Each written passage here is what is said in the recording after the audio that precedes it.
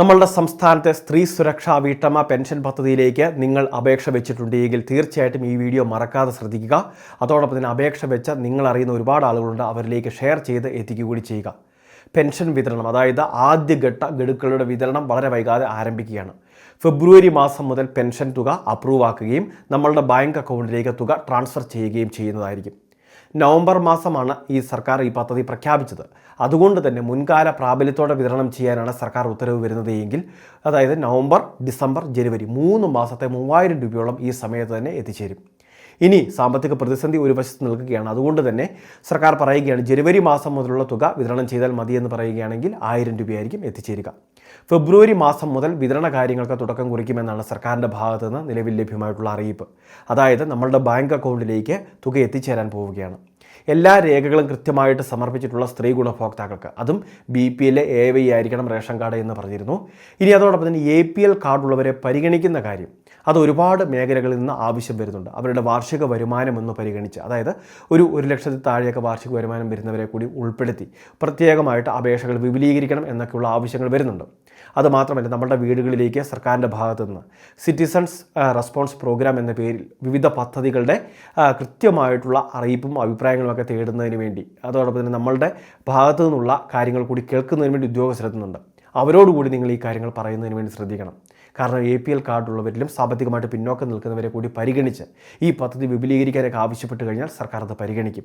ഏറ്റവും കൂടുതൽ സർക്കാരിൻ്റെ പക്കലേക്ക് ആവശ്യം വരുന്നതെല്ലാം പരിഗണിക്കുമെന്നാണ് റിപ്പോർട്ട്. അതുകൊണ്ട് തന്നെ ഇത്തരത്തിൽ ഉദ്യോഗസ്ഥർ വരുമ്പോൾ അല്ലെങ്കിൽ ജീവനക്കാർ വരുമ്പോൾ കൃത്യമായിട്ട് അവരോട് നമ്മൾ സഹകരിക്കുക, നമ്മളുടെ ആവശ്യങ്ങളും പദ്ധതികളും എല്ലാം അവരോട് അറിയിക്കുകയും ചെയ്യുക.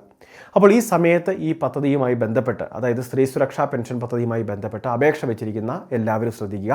മുൻപൊക്കെ നമുക്ക് പ്രിൻ്റ് ഔട്ട് എടുക്കുന്നതിലുൾപ്പെടെ തടസ്സങ്ങളുണ്ടായിരുന്നു. അതുകൊണ്ട് തന്നെ നമ്മൾ എന്തൊക്കെയാണെന്ന് കൊടുത്തിരുന്നത്, എന്തൊക്കെയാണ് നമ്മൾ വിവരങ്ങൾ അപ്ലോഡ് ചെയ്തിരുന്നത് എന്നൊക്കെ കാണാൻ സാധിച്ചിരുന്നില്ല. പക്ഷേ അതെല്ലാം ഇപ്പോൾ മാറിയിട്ടുണ്ട്. നമുക്ക് പ്രിൻ്റ് എടുക്കുന്നതിന് വേണ്ടി സാധിക്കും. അപേക്ഷയിൽ വെച്ച എല്ലാ കാര്യങ്ങളും വ്യക്തമായി കാണുന്ന രീതിയിൽ തന്നെയാണ് ഒരു ഫുൾ PDF നമുക്ക് ഡൗൺലോഡ് ചെയ്തെടുക്കാവുന്ന രീതിയിലേക്ക് അതിൻ്റെ ക്രമീകരണം മാറിയിട്ടുണ്ട്. അത് ഇനി മാത്രമല്ല, നമ്മളുടെ അപേക്ഷകൾ പൂർണ്ണമായിട്ടില്ല എങ്കിൽ അതിൻ്റെ ഘട്ടങ്ങൾ ഉൾപ്പെടെ നമുക്കിവിടെ അറിയാൻ വേണ്ടി സാധിക്കും. സബ്മിറ്റഡ് ആണ് എങ്കിൽ, അതായത് പൂർണ്ണമായിട്ട് സമർപ്പിച്ച അപേക്ഷകൾ അപ്രൂവലിന് വേണ്ടിയുള്ള വെയിറ്റിങ്ങിലാണ് എന്ന് കാണാൻ സാധിക്കും. അതോടൊപ്പം തന്നെ എന്തെങ്കിലുമൊക്കെ പ്രശ്നങ്ങളുണ്ടെങ്കിൽ, അത് പിഴവുകൾ വന്നിട്ടുണ്ടെങ്കിൽ അത് വീണ്ടും എഡിറ്റ് ചെയ്യുന്നതിനുള്ള സംവിധാനങ്ങൾ, അതായത് റിട്ടേൺ ടു സിറ്റിസൺ എന്ന് പറയുന്ന ഓപ്ഷൻ അവിടെ ഉദ്യോഗസ്ഥർ അത് എനേബിൾ ചെയ്യുന്നതോടെ നമ്മളുടെ വീണ്ടും, അതായത് അപേക്ഷകൾ റിജക്റ്റ് ആകുന്നതിന് തുല്യമാണ്, പക്ഷേ നമുക്ക് വീണ്ടും ഒരു അവസരം കൂടി നൽകുകയാണ്. രേഖകൾ വീണ്ടും പുനഃക്രമീകരിച്ച് അല്ലെങ്കിൽ വീണ്ടും അപ്ലോഡ് ചെയ്ത് വിട്ടുപോയിട്ടുള്ള എന്തെങ്കിലുമൊക്കെ ഉണ്ടെങ്കിൽ അതെല്ലാം രേഖപ്പെടുത്തി സമർപ്പിക്കുന്നതിന് വേണ്ടി. അപ്പോൾ അങ്ങനെയുള്ള ഇളവുകൾ ഉൾപ്പെടെ ഈ സമയത്ത് സർക്കാർ നൽകുന്നുണ്ട്. അതുകൊണ്ട് തന്നെ ധൃതി വെച്ച് അപേക്ഷ സമർപ്പിച്ച സമയത്ത് എന്തെങ്കിലുമൊക്കെ രേഖകൾ കൊടുക്കാനോ അല്ലെങ്കിൽ എന്തെങ്കിലും കാര്യങ്ങളിൽ തെറ്റുകൾ സംഭവിച്ചിട്ടുണ്ടെങ്കിൽ അത് എഡിറ്റ് ചെയ്യുന്നതിനുള്ള സംവിധാനങ്ങൾ ഉൾപ്പെടെ വരുന്നതായിരിക്കും. അപ്പോൾ ഈ കാര്യങ്ങൾ തീർച്ചയായിട്ടും ശ്രദ്ധിക്കുക. നമ്മൾ ഓൺലൈൻ വഴി അക്ഷയ സെൻറ്ററിലൊക്കെയാണ് എത്തിച്ചേർന്നത്, അല്ലെങ്കിൽ ഓൺലൈൻ സർവീസ് സെൻറ്ററുകൾ വഴിയൊക്കെ ചെയ്തവരാണെങ്കിൽ പോലും അവിടെ കൃത്യമായിട്ട് ഇതിനു വേണ്ടിയുള്ള സംവിധാനങ്ങൾ ഉണ്ടായിരിക്കും, അത് പരിഹരിക്കാം.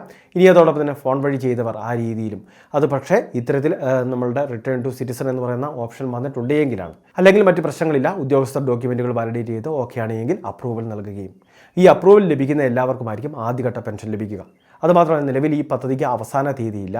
അതുമാത്രമല്ല, അതുകൊണ്ട് തന്നെ എപ്പോൾ വേണമെങ്കിലും പ്രായപരിധി എത്തുന്ന ആളുകൾക്ക് അപേക്ഷകൾ സമർപ്പിക്കാവുന്ന രീതിയിലാണ് ക്രമീകരണം ചെയ്തിട്ടുള്ളത്. PM കിസാൻ സഹായവും മറ്റ് തൊഴിലുറപ്പ് പദ്ധതിയുടെ സഹായവും വാങ്ങുന്നവർക്ക് നിലവിൽ അപേക്ഷകൾ സമർപ്പിക്കുന്നതിൽ തെറ്റുകളൊന്നുമില്ല, അവരെ ഒന്നും ഒഴിവാക്കിയിട്ടില്ല. എന്നാൽ അപേക്ഷ സമർപ്പിക്കുന്ന സമയത്ത് ചില ചോദ്യാവലികളുണ്ട്. അതിൽ കൃത്യമായിട്ട് നമുക്ക് ആനുകൂല്യങ്ങൾ മറ്റൊന്നും ലഭിക്കുന്നില്ല എന്നൊക്കെ സാക്ഷ്യപ്പെടുത്തുകയും വേണം. അത് പ്രത്യേകമായിട്ട് ശ്രദ്ധിക്കുക. വളരെ പ്രധാനപ്പെട്ട കുറച്ച് ഇൻഫർമേഷൻ. ഇതുപോലെ അറിയിപ്പുകൾക്ക് ചാനൽ സബ്സ്ക്രൈബ് ചെയ്യുക, ഫോളോ ചെയ്യുക.